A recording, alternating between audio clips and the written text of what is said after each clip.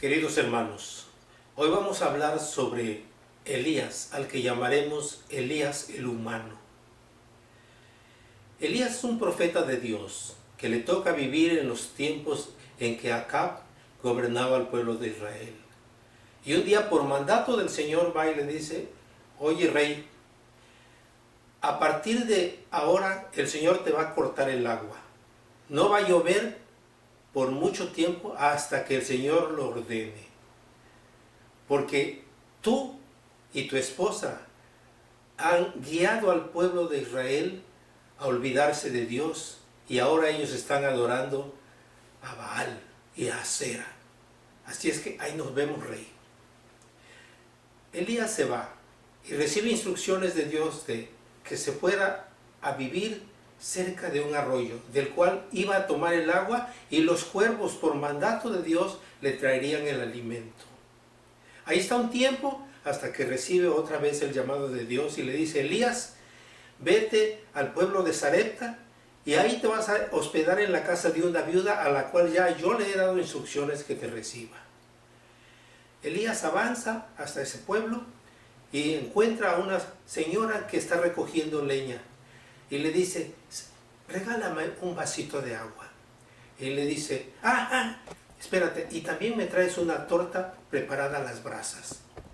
Y le dice la señora: Señor, ¿por qué me pides eso? Yo no tengo más que un poquito de harina para prepararme una torta, comerla con mi hijo y morirnos, porque ya no tenemos para más. Entonces Elías le dice: ve, prepárame a mí la torta y vas a ver que te va a alcanzar el alimento y no vas a padecer. Se va y le trae el alimento, y luego Elías acompaña a la señora y se van a la casa. Pero después de algún tiempo, el hijo de esta viuda se enferma y se muere. Y Elías el humano reacciona y dice: Señor, ¿por qué me has hecho esto? Que esta señora que me hospedó, has permitido que se muera su hijo, y ahora ella me está echando la culpa a mí de que yo fui el culpable. Pero Elías el humano reacciona y sube al aposento con el muchacho e implora la misericordia de Dios, y el muchacho resucita y va y se lo entrega a la mamá. Después de este episodio, Elías recibe la instrucción de que vaya a hablar con el rey Acab nuevamente. Y va a Elías y le dice: oye, rey, el pueblo de Dios ha quebrantado el pacto que celebró con Dios cuando recibió las tablas de la ley, y ahora está adorando a Baal por influencias de tu esposa y tuya. Así es que vamos a hacer un trato. Vamos a poner 2 becerros para ofrecerlos como ofrenda al Dios. Pero no vamos a poner fuego. El Dios que responda por fuego, a ese vamos a adorar como Dios. Hace el rey lo que le había dicho Elías, reúne a los profetas y matan los animalitos y los ponen en diferentes lugares para sacrificarlos. Pero le dice Elías: vamos a hacer una cosa, ustedes son más que yo, ustedes son 450 por el lado de Baal y 400 por el lado de Acera. Así es que, ¿qué les parece si ustedes inician? Y yo me espero, porque yo soy solito. Y entonces los profetas de Baal empiezan a gritar y a implorar que su Dios mande fuego para consumir el sacrificio. Pero como no les responde, entonces Elías se burla de ellos y dice: griten más fuerte, porque a lo mejor su Dios se va caminando, o a lo mejor está arreglando algún asunto importante, o a lo mejor está descansando. Si ustedes grítenle más fuerte. Y entonces los profetas de Baal empiezan a herirse su cuerpo con cuchillos, con dagas, y empiezan a sangrar. Pero Baal, como no es Dios, no les responde. Entonces el profeta dice: bueno, ya es mi turno, ya son las 3 de la tarde, hora del sacrificio. Y dice: pero vamos a hacer una cosa, hagan alrededor del altar una zanja y llénenle de agua unas 3 tinajas y se las echan así al sacrificio. Ahora traigan otra más y otra más, 4 veces más, y le echaron tanta agua que la zanjita se llenó de agua. Y entonces ahí Elías invoca, Señor, respóndeme. Y cae fuego del cielo, consume el sacrificio de Elías, y es tan fuerte el fuego que consume inclusive el agua de la zanja. Entonces el pueblo dice, ahora ya sabemos quién es nuestro Dios. Y empiezan a perseguir a los profetas de Baal y de Acera y los matan. Y entonces, ahora se acerca Elías a Acab y le dice, bueno, ¿sabes qué? Va a terminar la sequía porque el pueblo ya reconoció quién es Dios. Y entonces la reina Jezabel se pone como ustedes se imaginan, porque le habían matado a sus profetas.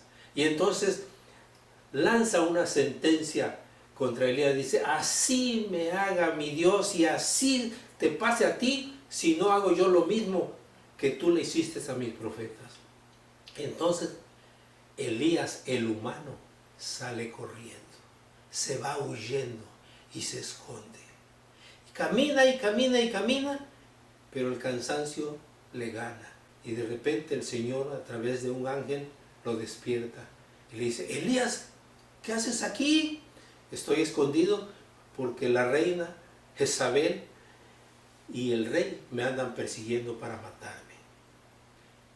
Entonces ese ángel le proporciona a Elías agua y una torta. Parece que Elías era muy tortero. Se come su torta, pero se vuelve a quedar dormido. Entonces el ángel lo sacude y le dice, Elías, levántate, tómate esto que te quedó aquí, acábatelo porque vas a caminar durante 40 días para encontrarte con tu Dios. Entonces Elías toma su agüita, se come su siguiente torta y empieza a caminar por 40 días. Hasta que llega a Horeb, el monte de Dios. Y ahí Dios le tiene una sorpresa preparada. Le dice, yo me voy a presentar ante ti, pero tú tienes que esperarme. Y entonces se empieza a sentir un viento tan fuerte, poquito más fuerte que los vientos de Santa Ana, y más fuerte inclusive que los vientos que están destruyendo medio Estados Unidos y destruyendo casas. Pero Dios no estaba en el viento. Y después del viento vino un terremoto más fuerte que el temblor de México en 1985, pero Dios no estaba en el terremoto. Y todavía falta, viene un fuego poquito más grande o un mochote más grande que los que hemos vivido aquí en California. Pero Dios no estaba en el fuego. Por último, Elías oye un sonido grato y tranquilizante. Y ahí se presenta Dios ante él, en un sonido grato y tranquilizante. No en el fuego, no en el terremoto, no en el viento muy fuerte, sino en algo que le trae tranquilidad a su alma. Y le pregunta, Elías, ¿y qué haces aquí? Ay, señores, que ando huyendo, porque después de la proeza que tú hiciste con los profetas de Baal, la reina me anda persiguiendo para matarme. Fíjense ustedes, Elías el humano había hecho tantas cosas por la mano de Dios, por instrucciones de Dios, que sale corriendo cuando se siente amenazado en su vida. ¿Cuántas veces nosotros no nos comportamos como Elías? El Señor nos está dando todo, y sobre todo en esta temporada que estamos viviendo. El Señor nos está rodeando de su misericordia. Nos sentimos como el del Salmo 91, al amparo de Dios, protegido bajo sus alas, bajo su sombra. Vemos que caen por todos lados 1000 y 10,000 por el otro lado, pero Dios nos está protegiendo. Pero a veces empezamos a dudar, ¿y me alcanzará lo que tenía ahorrado? Todavía no recibo el cheque del gobierno y lo que tenía yo acumulado ya se me acabó. Es momento de pensar, ¿Dios ya nos olvidó? ¿O Dios está aquí con nosotros y nos los está demostrando a través inclusive de este momento en el que podemos estar hablando de lo que Dios hace a través de los humanos? Santiago 5, versículos 17 y 18 dice que Elías era un hombre humano como tú y como yo, sujetos a las mismas pasiones y a las mismas debilidades. Pero sin embargo, por mandato de Dios oró y hubo sequía. No llovió por 3 años y medio. Y cuando volvió a orar, el Señor mandó el agua. Aquí vemos a un Elías muy similar al Pedro del que hemos hablado. Cuando Pedro va caminando sobre las aguas y con la mirada puesta en Jesús, va perfecto, caminando bien tranquilo y quizás hasta silbando. Pero de repente empieza a ver lo que lo rodea, las olas tan tremendas y el viento tan grande, y se empieza a hundir. Y entonces recapacita y dice: Señor, sálvame porque me hundo. Vuelve su mirada a Jesús. Y el Señor tiende la mano y lo salva. Pero sí le dice: Pedro, hombre de poca fe, ¿por qué dudaste si venías muy bien caminando conmigo? Y a Elías le pasa exactamente lo mismo. Por eso aprendemos de estos dos personajes que no pongamos nuestra vista en lo que nos rodea y en lo que está pasando. Pongamos nuestra vista en Cristo, que nos ama tanto, que dio su vida y vino a recibir la maldición de la cruz para rescatarnos de los pecados y ponernos en comunión nuevamente con el Padre. Nos ha dado vida espiritual, hemos resucitado con Cristo.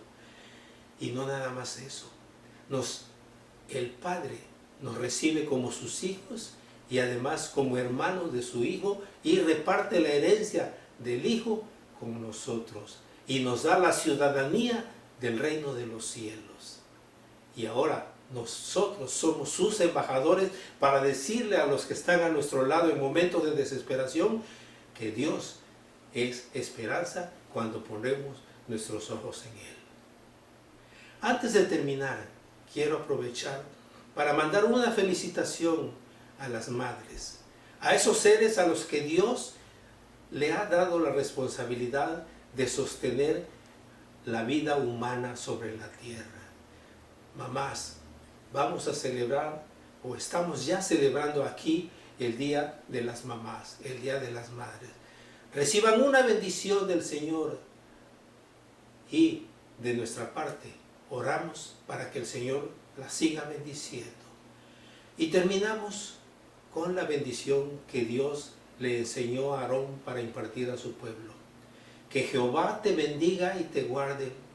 Jehová haga resplandecer su rostro sobre ti y ponga sobre ti su paz. Amén.